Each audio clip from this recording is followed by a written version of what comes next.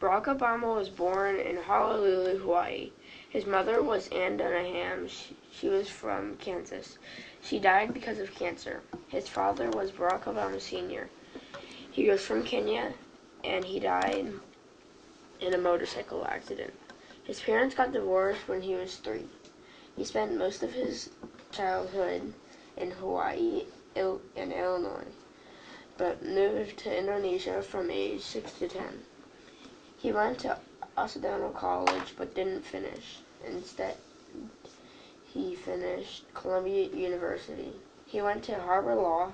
He married to Michelle Obama. He has 2 daughters. He worked as a lawyer, then for a Illinois State Senator. He became a U.S. Senator until 2008. That same year, he became president. He's famous for being the first African American and Hawaiian president. He stopped wars and won the Nobel Peace Prize. He invented Obamacare.